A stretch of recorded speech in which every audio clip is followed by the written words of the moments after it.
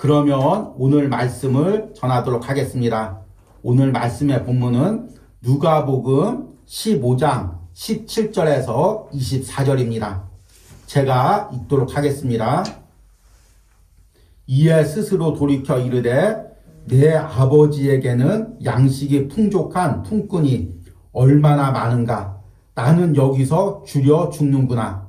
내가 일어나 아버지께로 가서 이르시기를 아버지, 내가 하늘과 아버지께 죄를 지었사오니 지금부터는 아버지의 아들이라 일컬음을 감당하지 못하겠나이다. 나를 품꾼의 하나로 보소서 하리라 하고 이에 일어나서 아버지께로 돌아가니라. 아직도 거리가 먼데 아버지가 그를 보고 치근히 여겨 달려가 목을 안고 입을 맞추니 아들이 이르되 아버지, 내가 하늘과 아버지께 죄를 지었사오니 지금부터는 아버지의 아들이라 일컬음을 감당하지 못하겠나이다 하나 아버지는 종들에게 이르되 제일 좋은 옷을 내어다가 입히고 손에 가락지를 끼우고 발에 신을 신기라. 그리고 살찐 송아지를 끌어다가 잡으라. 우리가 먹고 즐기자. 이 내 아들은 죽었다가 다시 살아났으며 내가 잃었다가 다시 얻었노라 하니 그들이 즐거워하더라. 아멘. 한 자매가 있었습니다. 이 자매의 아버지는 매우 폭력적인 아버지였습니다. 특히 술만 먹고 오면 집안으로 와서 술주정을 하고 어머니를 때리고 말리는 딸을 때리고 또 집안의 물건들을 때려 부셨습니다. 또 술을 안 먹었을 때도 거친 말과 언행으로 이 자매의 또 마음을 상하게 했습니다. 그래서 이 자매는 어린 시절에 집안에 있다가 아버지가 집으로 들어오는 발걸음 소리만 들어도 긴장을 했습니다. 특히 아버지의 말투에서 술 취한 그 말투가 나면 그때부터는 아주 두려움에 빠졌죠. 그래서 이 자매가 자라면서 사람과의 관계가 너무나 어려웠습니다. 특별히 남자들과의 관계, 또 윗사람들과의 관계가 어려웠습니다. 왜냐하면 그 관계에서 아버지가 연상되기 때문입니다. 그런데 이 자매가 대학생이 되고 또 그 동기의 권유로 교회를 나가게 되었습니다. 그리고 교회 안에서 신앙을 가지게 되었습니다. 그런데 이 자매가 신앙생활을 하면서 가장 어려웠던 부분이 있습니다. 그것이 무엇이냐면 하나님을 아버지라고 부르는 것입니다. 수련회 가서 남들이 다 기도하면서 하나님 아버지 기도하는데 자기는 하나님 아버지 기도할 때마다 자기에게 폭력을 행사하는 그 무서운 아버지가 떠올리는 것입니다. 그래서 사랑 많은 아버지, 나를 용서해주는 아버지, 나의 모든 필요를 채워주는 아버지, 그 아버지가 떠오르는 것이 아니라 폭력적인 아버지가 떠올려지는 것입니다. 말씀을 들을 때도 하나님이 우리 아버지시고 하나님께서 우리에게 아버지처럼 모든 것을 공급해 주시고 사랑을 주신다. 독생자 예수 그리스도까지 우리를 위해서 내어주신 분이다. 이렇게 말씀을 하는데 이 아버지의 이미지와 겹치면서 하나님이 은혜로운 분으로 다가오질 않는 것입니다. 하나님께 기도할 때마다 하나님께 잘못하면 안 되지. 하나님이 어느 순간 나에게 화내면 어떡하지? 하나님이 어느 순간 갑자기 변하면 어떡하지? 자꾸 아버지가 떠올려지는 것입니다. 그래서 하나님께 친근히 다가갈 수가 없었습니다. 그래서 이 부분을 자기가 섬기고 있는 교회 전도사님에게 상담을 했습니다. 저는 자꾸 아버지만 떠올리면 육신의 아버지가 떠올려져서 하나님 아버지를 부르지 못하겠습니다. 그런데 이 전도사님이 친절히 설명을 해줬습니다. 육신의 아버지는 연약해서 너에게 부정적인 이미지를 끼쳤을지 몰라도 성경의 하나님은 우리를 끝까지 용서해 주시고 절대로 나를 포기하지 않으시고 그분의 사랑은 끝이 없고 그래서 독생자 예수 그리스도까지 내어주신 분이다. 네가 기도하면서 성령님께 그 하나님을 인격적으로 만나기를 기도해라. 그러면 하나님께서 너에게 만나주시고 성경의 하나님이 어떤 분인지를 깨닫게 해주시고 그 하나님의 사랑을 체험하게 해주실 것이다. 이렇게 말씀해 주셨습니다. 비록 오랜 시간이 지났지만 이 자매가 그 하나님을 만나기를 기도하면서 인격적인 하나님을 만났고 그리고 아버지의 그 부정적인 영향을 뛰어넘어서 하나님과의 관계 속에 들어갈 수가 있었습니다. 우리는 이 사건을 통해서 우리가 무엇을 깨닫냐면 신앙생활 할 때 아버지와의 관계가 얼마나 중요한지를 깨닫게 됩니다. 여러분, 이 자라면서 아이가 아버지와의 좋은 관계를 가지는 것보다 인격적으로 풍성한 영향을 받는 것은 없습니다. 남자아이들 같은 경우 아버지와의 관계가 좋지 않고 아버지에게 반발심을 가지고 자라면 이 아이가 커서도 직장에 가도 상사를 인정을 하지 못합니다. 학교에 가서도 선배를 인정하지 못합니다. 교회에서 신앙생활 할 때도 목사님이나 리더를 인정하지 못합니다. 사람과의 관계에서 깨어진 관계가 나타납니다. 자매의 경우 아버지와의 관계가 좋지 않으면 만나는 남성들을 신뢰하는데 어려움을 느낍니다. 항상 남성들을 만날 때 부정적인 이미지가 떠올려집니다. 이것이 신앙 안에서도 마찬가지죠. 성경은 하나님을 아버지라고 부릅니다. 그냥 아버지가 아니라 아주 친근하게 우리가 아빠, 아버지라고 부를 수 있다고 이야기하고 있습니다. 그런데 그렇게 친근하게 하나님께 나가야 되는데 아버지와의 관계가 깨어지면 그 하나님께 나갈 때 아버지라는 이미지가 부정적인 이미지로 다가옵니다. 그래서 하나님과의 친근한 관계 가운데 들어갈 수가 없습니다. 그래서 우리가 하나님과의 친근한 관계를 맺으려면 먼저 아버지와의 관계가 회복되어야 됩니다. 오늘 이제 5월 첫 주입니다. 5월 달에는 가정 안에서의 관계 회복이라는 주제로 말씀을 전하려고 합니다.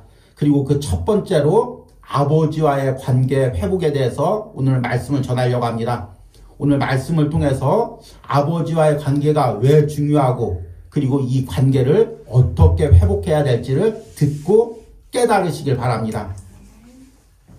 성경에서 깨어진 아버지와의 관계를 가장 잘 보여주는 본문이 오늘 읽은 누가복음 15장입니다. 흔히 탕자의 비유라고도 불리는 본문이죠. 탕자의 비유의 내용은 대충 이렇습니다. 어느 큰 부자가 있었는데 그 부자에게 두 아들이 있었습니다. 그런데 둘째 아들이 아버지에게 아버지가 물려줄 재산을 내게 미리 주십시오. 그렇게 이야기해서 그 재산을 받고 도시로 나가서 사업을 하면서 허랑방탕해서 아버지의 재산을 다 탕진했습니다. 그리고 나서 그 나라에 기근이 와서 돼지를 치다가 너무나 배가 고파서 돼지 열매, 돼지가 먹는 음식을 대신 먹으면서 자신의 신세가 너무나 처량한 것입니다. 그래서 우리 아버지에게로 돌아가자. 내가 비록 아버지의 재산을 다 탕진했지만 가서 아버지의 아들이 아니라 종이라도 되자. 아버지의 집의 종은 이것보다 더 잘 누리고 잘 먹으니까 가서 종이나 되자. 이렇게 생각하고 결심하고 아버지에게로 돌아옵니다. 그런데 아버지가 그 탕자를 종으로 삼는 것도 아니고 내치는 것도 아니고 따뜻하게 품어줍니다. 이 말씀을 통해서 이야기하는 것은 무엇이냐면 하나님과 우리와의 관계가 아버지와 아들의 관계와 같다는 것입니다. 그리고 아버지가 아들을 품어주듯이 하나님도 우리를 품어준다는 것입니다. 이 우리가 하나님과의 관계 속에서 아버지와 아들이 되려면 육신적인 부분에서도 아버지와 아들의 관계가 회복되어야 됩니다. 이 비유 속에서는 두 가지를 말씀하고 있습니다. 첫 번째로 아버지와 아들의 관계가 깨어졌을 때 이것이 얼마나 악영향이 있는지를 보여주고 있는 것입니다. 탕자가 왜 아버지를 떠났을까요? 아버지를 신뢰하지 못했기 때문입니다. 팔레스타인, 특히 유대 사회에서는 장자가 매우 커다란 역할을 했습니다. 아버지의 분깃을 2배나 받고 그리고 아버지의 권위와 또 많은 것을 상속받았습니다. 그러니까 당연히 둘째 아들에게는 소외감을 느꼈겠죠. 우리 아버지는 첫째 아들만 이뻐하고 나는 아버지에게 아무런 인정도 받지 못하고 이렇게 아버지를 왜곡되게 생각하고 그리고 내 스스로 아버지에게 인정받아보자 이렇게 이야기하고 아버지를 떠나서 아버지의 재산으로 사업을 하다가 어려움을 당한 것입니다. 이렇게 아버지와의 관계가 깨어지면 아버지를 신뢰하지 못하게 되고 인격 형성에 아주 큰 영향을 미칩니다. 그리고 이것이 신앙에도 영향을 미칩니다. 그 대표적인 사람이 누구냐면 구약의 다윗과 압살롬의 관계입니다. 다윗에게는 여러 명의 아들이 있었죠. 그 중에서 장자의 역할을 했던 사람이 암논이었습니다. 그런데 이 암논이 망난이었죠. 특히 이제 나쁜 친구들에게 어울리면서 성적으로 방탕한 이제 아들이었습니다. 그래서 배다른 누이, 압살롬의 이제 친누이인 다말을 갖다가 흠모했습니다. 그래서 친구의 권유로 이 다말을 속이고 자신의 침실로 들어오게 해서 성적으로 유린을 했습니다. 그리고 나서 성적으로 만족을 채우고 나니까 이 다말에게 흥미가 떨어졌습니다. 그래서 다말을 갖다가 내쫓았습니다. 이것이 얼마나 한 여자의 인생을 망치는 것입니까? 그런데 다윗이 이에 대해서 아무 말도 하질 않는 것입니다. 암논을 징벌하지도 않고 다말을 위로해 주지도 않고 그리고 압살롬에게 어떤 말을 해주지도 않는 것입니다. 그러니까 압살롬이 아버지에 대해서 신뢰하지 못하는 것입니다. 우리 아버지는 공정하지 못한 사람, 우리 아버지는 형이 잘못을 저질러도 그냥 눈 감아주는 사람, 이 아버지에 대한 신뢰가 깨어지고 아버지를 원수같이 여기니까 결국에는 자기 힘으로 암논을 갖다가 죽입니다. 그리고 나중에 아버지에게 반란을 일으키고 이스라엘 나라를 갖다가 혼란에 빠뜨리게 하고 하나님을 대적하는 그런 일이 발생하는 것입니다. 아버지와의 관계가 깨어졌을 때 온갖 관계가 다 깨어지고 그리고 신앙의 관계도 깨어지는 것을 우리가 다윗과 압살롬의 관계에서 볼 수가 있는 것입니다. 그러려면 우리가 이 모든 것을 회복하려면 먼저 아버지와의 관계가 회복되어야 되죠. 오늘 탕자가 돼지 열매를 먹으면서 이렇게 고백합니다. 15장 17절과 19절까지 말씀을 보니까 이에 스스로 돌이켜 이르되 내 아버지에게는 양식이 풍족한 품꾼이 얼마나 많은가. 나는 여기서 줄여 죽는구나. 내가 일어나 아버지께 가서 이르기를 아버지 내가 하늘과 아버지께 죄를 지었사오니 지금부터는 아버지의 아들이라 일컬음을 감당하지 못하겠나이다. 나를 품꾼의 하나로 보소서 하리라 하고 탕자의 마음 안에는 무엇이 있었습니까? 그래도 아버지에 대한 신뢰가 남아 있었습니다. 내가 지금 아버지의 재산을 다 탕진했더라도 내가 아버지에게로 돌아가면 아버지가 나를 내치지 않았을 것이다. 그리고 나를 아들로는 삼아주지 않겠지만 종의 하나로는 삼아줄 것이고 나를 입혀주고 먹여주기는 할 거다. 그러니까 내가 아버지께로 돌아가자. 이것이 기본적으로 아버지와의 관계가 있었기 때문에 이게 성립되는 거죠. 아버지가 우리 아버지는 내가 아버지 재산을 다 탕진하고 돌아가면 나를 갖다가 그냥 내쳐버릴 사람이야. 받아주지도 않을 뿐이야. 찔러도 피 한 방울 나지 않을 뿐이야. 아버지는 아들보다 돈이 더 중요한 사람이야. 내가 아버지 돈을 이제 탕진하고 아버지에게 손해를 끼치면 호적에서 내 이름을 파버릴 사람이야. 이렇게 아버지를 끝까지 불신했으면 이 어려움 속에서도 아버지께 돌아오지 않았을 것입니다. 그러나 탕자의 아버지는 공의로운 아버지였고 자애로운 아버지였고 탕자가 자라면서도 그 아버지의 사랑을 경험했기 때문에 어려움을 당할 때 다시금 아버지에게로 돌아올 수가 있었던 것입니다. 그리고 돌아오니까 어떡합니까? 아버지가 그냥 내치는 것도 아니고 종의 하나로 삼아주는 것도 아닙니다. 오늘 읽은 20절과 24절 말씀을 보니까 이에 일어나서 아버지께로 돌아가니라. 아직도 거리가 먼데 아버지가 그를 보고 치근히 여겨 달려가 목을 안고 입을 맞추니 아들이 이르되 아버지 내가 하늘과 아버지께 죄를 지었사오니 지금부터는 아버지의 아들이라 일컬음을 감당하지 못하겠나이다 하나. 아버지는 종들에게 이르되 제일 좋은 옷을 내어다가 입히고 손에 가락지를 끼우고 발에 신을 신기라. 그리고 살찐 송아지를 끌어다가 잡으라. 우리가 먹고 즐기자. 이 내 아들은 죽었다가 다시 살아났으며 내가 잃었다가 다시 얻었노라 하니 그들이 즐거워하더라. 아멘. 아버지가 그냥 아들을 종이 하나로만 받아줘도 탕자의 입장에서는 감사한데 그 아들이 오기를 멀리 나가서 기다리다가 그 아들이 오니까 그 껴안고 눈물 흘리고 그리고 좋은 옷과 가락지를 끼워주고 잔치를 벌여주는 것입니다.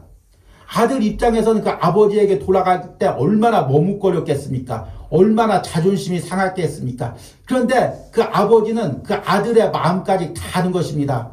내가 그냥 이 아들을 받아주면 이 아들이 어떻게 집안에 와서 사람 구실을 할까? 그러니까 사람들 볼 수 있도록 이 아들이 얼마나 귀한 존재인지 다 잔치까지 벌여주고 이 아들을 환대해주고 이 아들의 마음에 조금이라도 꺼리낌이 없이 안아주고 용서해주고 품어주는 것입니다. 이것이 아버지의 아낌없는 사랑이죠. 그리고 탕자가 그 아버지의 사랑을 경험했습니다. 만약 이것이 일반 신앙의 가정이었다면 탕자가 그 아버지의 사랑을 경험하고 하나님의 사랑을 회복하고 신앙을 회복했겠죠. 이처럼 이 신앙의 관계가 아버지와의 신앙의 관계가 이처럼 중요합니다. 제가 오래전에 읽은 책 중에서 폴 비츠라는 사람이 지은 무신론의 심리학이라는 책이 있습니다. 폴 비츠는 이제 신앙의 사람이었죠. 그런데 이 사람이 서양 역사의 유명한 철학자들 그리고 이제 특히 근대에 영향을 미친 정치 사상가들, 예술가들 이 사람들의 이제 가정 생활을 다 조사해 봤습니다. 그랬더니 특히 이제 무신론적인 그 사상을 주장한 사람, 그래서 그것으로 인해서 유럽 사회에 아주 파괴적인 영향을 끼친 사람들을 다 조사해 봤더니만 한결같은 공통점이 있습니다. 그것이 무엇이냐면 자라면서 아버지와의 관계가 깨어져 있었다는 것입니다. 대표적으로 이제 우리의 인간의 심리를, 인간의 본성을 성적인 욕구로 본 프로이드 같은 경우 아주 아버지와의 관계가 깨어져 있고 어머니와의 관계는 좋았지만 아버지에 대해서 아주 적대적이었습니다. 그래서 이제 프로이드가 주장한 것이 오디푸스 컴플렉스 같이 그 아버지에 대한 적대적인 감정이 이제 이 사상으로 드러난 거죠. 그리고 또 이제 니체 같은 경우도 모든 기존의 철학 사상을 부정하고 스스로 신이 되어야 된다고 주장했던 니체 같은 경우도 아버지가 일찍 죽어서 어머니와 또 이제 누나들 틈에서 자랐습니다. 그러다 보니까 이게 아버지에 대한 부정적인 그런 생각들이 자리 잡고 있었죠. 특별히 이제 공산주의 사상을 만든 칼 막스 같은 경우도 이제 아버지와의 관계가 깨어진 그런 상태에서 이런 사상을 만들어내게 됩니다. 그래서 아버지가 이제 죽었거나 일찍 죽었거나 살아있지만 아버지의 역할로서 제대로 하지 못하는 것을 이 책에서는 죽은 아버지 증후군이라고 합니다. 그러니까 이 아이가 자라면서 아버지를 신뢰하고 아버지를 통해서 모든 걸 배워야 되는데 하나님의 대리적인 형상의 이미지를 아버지를 통해서 누려야 되는데 아버지를 보면서 부정적인 영향을 받으면 이 아이 인격 형성에 아주 커다란 영향을 미친다는 것입니다. 아, 우리 아버지는 끝까지 나를 사랑하시는 분, 그리고 우리 가정을 책임져 주시는 분, 그리고 또 항상 공평하신 분, 인격적인 분. 이렇게 아버지를 신뢰할 때 이 아이가 사회생활하면서도 기존의 어떤 질서에 대해서 순응하고 어떤 윗사람에 대해서 순응하고 하나님에 대해서 받아들이는데 여기에 대해서 부정적인 이미지가 자리 잡히면 모든 것에 대해서 부정적인 이미지를 자리 잡게 된다는 것입니다. 이것이 현대 생활에서도 아주 큰 영향을 미칩니다. 여러분, 요즘에 이제 우리 이 시대를 보면 아버지의 역할이 사라져가고 있죠. 특히 이제 깨어진 가정들이 많이 있는데 이를 통해서 이제 아버지에 대한 부정적인 이미지가 자녀들에게 이제 심어주는 경우가 많이 있습니다. 아버지가 이제 제 역할을 하지 못하거나 아니면 이제 또 성적으로 또 음란한 행동을 해서 가정이 깨어지거나 또 어머니가 그것 때문에 아버지를 자녀들 앞에서 비난했을 때 이 자녀 입장에서는 아버지에 대한 부정적인 이미지가 생기게 되죠. 그때부터 그 아이의 인격 형성에 아주 파괴적인 영향을 끼치게 됩니다. 그래서 관계 가운데, 신앙 가운데 어려움을 느끼게 되죠. 결국에 우리가 신앙 안에서 바른 신앙을 가지고 바른 인격으로 형성되기 위해서는 이 아버지와의 관계를 회복해야 됩니다. 그러면 이 아버지와의 관계를 어떻게 회복해야 할 수 있을까요? 오늘 두 가지 측면에서 말씀을 드리려고 합니다. 첫 번째 측면은 아버지의 측면입니다. 만약 오늘 말씀을 듣고 있는 분이 아버지라면 제일 먼저 이 자녀와의 관계 회복에 힘을 써야 됩니다. 그 중에서 신앙 안에서 중요한 것이 무엇이냐면 자녀를 바라볼 때 하나님의 마음으로 바라봐야 됩니다. 우리가 인간적인 생각으로 자녀를 바라보면 못마땅한 것 뿐이죠. 이렇게 해서 이 경쟁사회에서 이 자녀가 어떻게 과연 살아갈 수가 있을까? 어떻게 사랑구실을 할 수가 있을까? 어떻게 가정을 이룰 수 있을까? 못마땅한 것 뿐입니다. 그래서 인간적인 생각으로 자녀를 바라보면 잔소리밖에 안 나오죠. 그리고 잔소리 하다 보면 말이 꼬여서 비판적인 말이 나올 수밖에 없습니다. 야, 너 이렇게 해서 세상에서 못 살아남어. 야, 너 이렇게 해서 세상에서 직장이나 다닐 수 있겠어? 너 이렇게 해서 커서 결혼이나 할 수 있겠어? 이렇게 자꾸 비아냥거리고 비판하는 말을 하게 됩니다. 그러면 이 말 한마디 한마디가 자녀의 인격을 짓밟는 것이 됩니다. 우리가 꼭 주먹으로 때려야 자녀를 때리는 것이 아니고 발로 밟아야 자녀를 밟는 것이 아닙니다. 말로 자녀를 때리고 말로 자녀에게 상처를 줄 수 있고 말로 자녀의 인격을 짓밟을 수가 있습니다. 이 아버지는 안타까운 마음에 자녀 잘 되라고 이렇게 이야기하지만 이 말들 하나하나가 자녀의 인격을 이제 짓밟는 경우가 있죠. 그리고 또 이제 이 아버지 입장에서는 자녀가 자신의 부족한 부분들, 자라면서 자신이 실수했던 부분들을 그대로 닮아갈 때 더욱 이제 화가 나는 거죠. 자신의 모습을 보는 것 같아서. 야, 너 이렇게 하면 인생 망한다. 계속 이제 이야기를 하는 거죠. 그러나 여러분, 내가 연약했을지라도 하나님이 지금까지 다 깨닫게 하시면서 나를 여기까지 인도하셨습니다. 그리고 그 자녀도, 나의 자녀도 하나님께서 그렇게 인도하실 것입니다. 나를 사랑했듯이 이 자녀도 사랑해 주실 것입니다. 그리고 하나님이 다 깨닫게 해 주실 것입니다. 내가 안달복달하고 아무리 자녀를 깨닫게 해주려고 해도 이게 안 되죠. 실제로 자녀가 세상에서 부딪히고 이렇게 하면 안 되는구나. 이건 내 실수구나. 이걸 깨달아야죠. 그리고 그 과정에 하나님의 관여와 또 하나님의 은혜와 섭리가 있어야 되죠. 이걸 인정하면서 자녀를 하나님의 마음으로 보고 그 연약함을 계속해서 품어주고 이제 무한한 지지와 신뢰를 이제 보여줘야 되죠.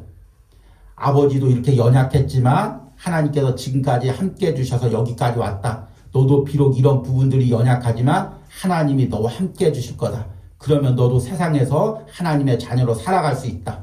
아빠가 항상 너를 위해서 기도한다. 너에게는 하나님이 함께 하시니까 무한한 가능성이 있다. 계속해서 이렇게 자녀를 지지해 줄 때 이 막혔던 아버지와의 자녀의 관계가 회복됩니다. 무엇보다도 아버지는 자녀에게 하나님의 대리적인 형상임을 잊지 말아야 됩니다.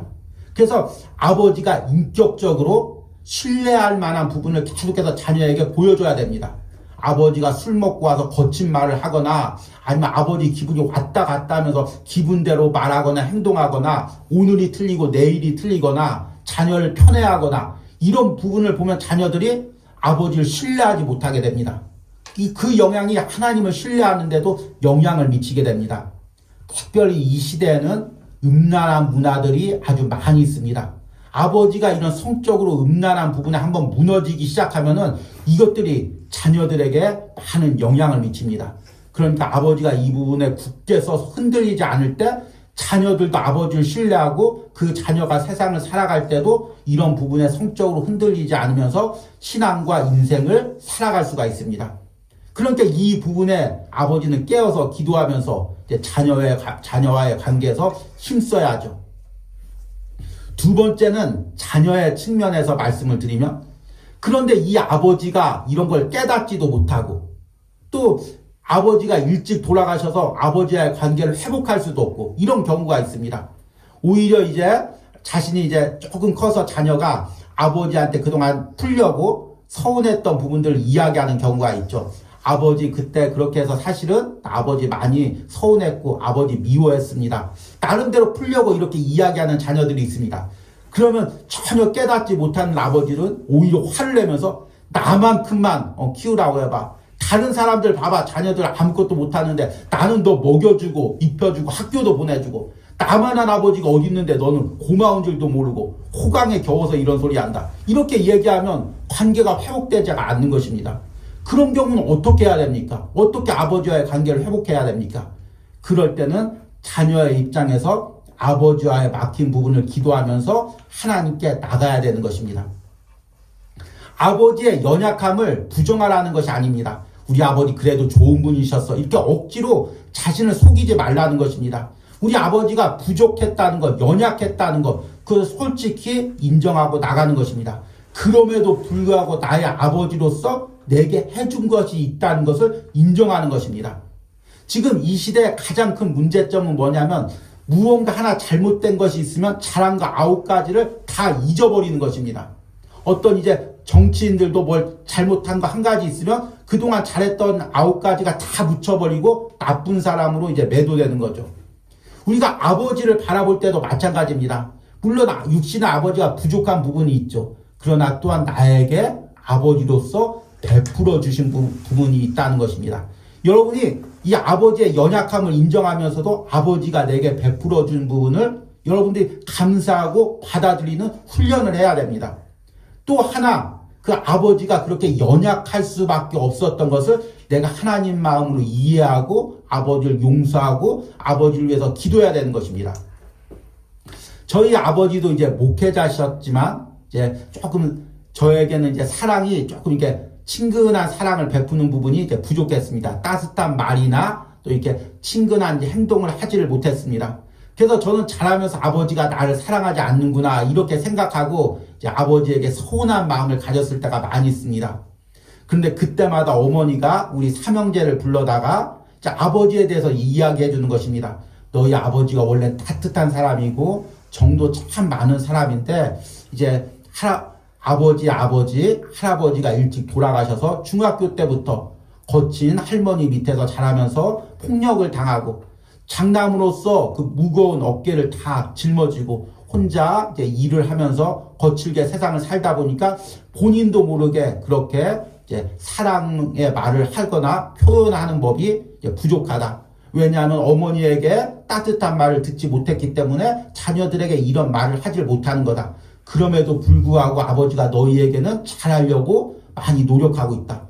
어머니가 이렇게 해석을 해주는 것입니다. 아버지의 과거를 해석을 해주는 것입니다. 그럴 수밖에 없었던 이유를 설명을 해주는 것입니다. 그러니까 어린 나이에도 아버지가 때로는 긍휼하게 보이고 또 그 아버지의 삶이 안타깝게 보이고 내가 더 아버지에게 잘해야지 이런 마음이 드는 것입니다. 그러니까 이 아버지에 대해서 우리가 받아들이지 못할 때는 하나님의 시각으로 그러니까 아버지에 대해서 바라보는 것입니다. 아버지의 아팠던 삶을 바라보는 것입니다. 그럴 때 아버지가 품어지고 아버지와 관계가 회복되고 아버지가 나에게 서운했던 말들이 회복되는 은혜가 있는 것입니다. 여러분들이 아버지면은 오늘 이제 이 말씀을 듣고 오늘 말씀대로 하나님의 이미지를 대리하는 사람으로서 어떻게든지 자식과의 관계를 회복하기 위해서 몸부림치시기 바랍니다. 자식과의 관계가 회복되지 않으면 이 자녀를 아무리 공부시켜도 소용없고 아무리 많은 것을 줘도 소용없고 그 인격이 무너지고 있음을 깨닫고 먼저 자녀와의 관계를 회복하시기 바랍니다. 그리고 또 내가 자녀이면서 아버지와 서운한 것과 막힌 것이 있다면 그것을 하나님 앞에 가지고 나가서 그 부분을 먼저 해결받으시기 바랍니다. 그때 우리가 하나님과의 바른 관계 가운데 깊은 인격적인 관계 가운데 들어가고 그리고 하나님과의 깊은 은혜를 누리게 될 것입니다. 이 말씀을 듣고 5월 한 달에 여러분들이 이 부분을 기도해 주시고 또 이제 어머니의 경우, 아내의 경우 이 말씀을 듣고 우리 집안에서 아버지와의 또 자녀의 관계가 회복되기를 함께 기도하시기 바랍니다. 이렇게 이 가정 안에서 관계가 회복돼서 가정 안에서 하나님의 은혜가 잘 유통될 수 있도록 흐를 수 있도록 여러분들이 이 은혜를 사모하시기 바랍니다. 5월 한 달 온유하우스 말씀을 통해서 이 은혜가 여러분들 가정 가운데 흘러 넘치기를 소망합니다.